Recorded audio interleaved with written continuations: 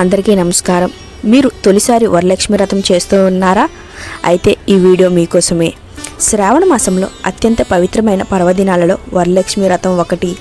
ఈ రోజున మహాలక్ష్మీదేవిని భక్తి శ్రద్ధలతో ఆరాధిస్తే ఐశ్వర్యం, ఆరోగ్యం, కుటుంబ సౌఖ్యం, అష్టలక్ష్ముల అనుగ్రహం లభిస్తుందని భక్తుల యొక్క విశ్వాసం. ముఖ్యంగా వివాహిత మహిళలు ఈ వ్రతాన్ని ఎంతో భక్తితో ఆచరిస్తూ ఉంటారు. అయితే తొలిసారి వ్రతం చేసేవారికి ఏ పూజా సామాగ్రి కావాలి, కలశాన్ని ఎలా ఏర్పాటు చేయాలి, పూజను ఏ క్రమంలో చేయాలి అనే సందేహాలు చాలా అయితే ఉంటాయి. వరలక్ష్మి వ్రతం ఎంతో వైభవంగా చేసినా, ఎంతో సింపుల్గా ఇంట్లో చేసినా భక్తి శ్రద్ధే ముఖ్యమని పండితులు చెబుతూ ఉన్నారు. ముందుగా ఇంటిని శుభ్రం చేసి పూజా స్థలాన్ని సిద్ధం చేయాలి. కలశాన్ని ప్రతిష్ఠించి మహాలక్ష్మీదేవిని ఆవాహన చేసి షోడోపచార పూజ నిర్వహిస్తారు. మరి ఈ పూజకు అవసరమైన సామాగ్రి, పూజా విధానం గురించి ఇప్పుడు మనం ఈ వీడియోలో కంప్లీట్గా అయితే తెలుసుకుందాం. కాబట్టి వీడియోని ఎక్కడ స్కిప్ చేయకుండా ఎండ్ వరకు చూడండి.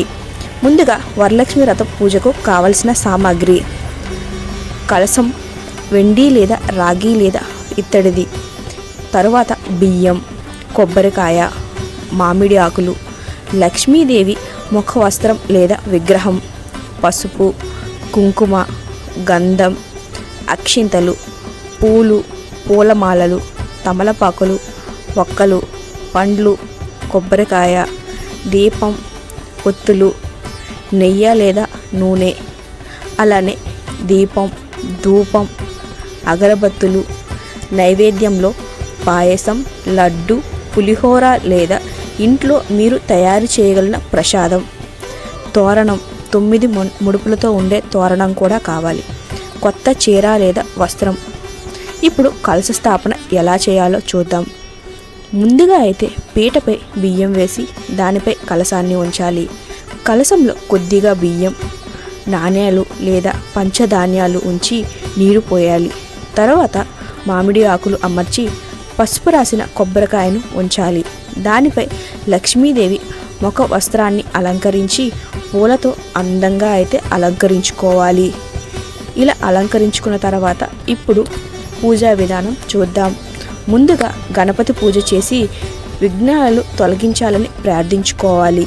అనంతరం సంకల్పం చేసి మహాలక్ష్మీదేవిని కలశంలో ఆవాహన చేయాలి. పసుపు, కుంకుమ, గంధం, పుష్పాలు సమర్పించుకోవాలి. అష్టోత్తర శతనామావళి లేదా శ్రీ సూక్తం పారాయణం చేయాలి. తర్వాత ధూపం, దీపం చూపించి నైవేద్యాన్ని సమర్పించుకోవాలి. తోరణం ఎందుకు కడతారో ఇప్పుడు తెలుసుకుందాం. వరలక్ష్మి వ్రతములు ప్రత్యేకంగా పూజించిన తోరణాన్ని మహిళలు కుడి చేతికి కట్టుకుంటూ ఉంటారు. ఇది అమ్మవారి ఆశీస్సులు, కుటుంబ శ్రేయస్సు, ఐశ్వర్యానికి ప్రతీకగా భావిస్తూ ఉంటారు. పూజ అనంతరం ఏం చేయాలో ఇప్పుడు చూద్దాం. మహాలక్ష్మీదేవికి మంగళహారతి ఇచ్చి ప్రసాదాన్ని కుటుంబ సభ్యులతో పంచుకోవాలి. అనంతరం ముత్తైదువులకు తాంబూలం, పసుపు, కుంకుమ, పండ్లు లేదా చిన్న కానుకలు ఇవ్వడం శుభప్రదంగా భావిస్తూ ఉంటారు. ఈ విషయాలు తప్పకుండా గుర్తుపెట్టుకోండి. పూజా సమయంలో మనసును ప్రశాంతంగా అయితే ఉంచుకోవాలి. పూజా సామాగ్రిని ముందు రోజే సిద్ధం చేసుకోవటం చాలా మంచిది. భక్తి శ్రద్ధలతో పూజ చేయటమే ముఖ్యమని మన యొక్క శాస్త్రాలు చెబుతూ ఉన్నాయి. సాధ్యమైనంత వరకు శ్రీ సూక్తం లేదా లక్ష్మీ అష్టోత్తరం పారాయణం చేయడం శుభప్రదంగా భావిస్తూ ఉంటారు. కాబట్టి మీరు కూడా ఈ వ్రతాన్ని ఆచరించి మీ ఇంట్లో సుఖశాంతులతో కొలిగి ఉండాలని నేనైతే మనస్ఫూర్తిగా అయితే కోరుకుంటున్నాం. మరొక వీడియోతో మళ్ళీ కలుద్దాం. అంతవరకు సెలవు. ధన్యవాదాలు.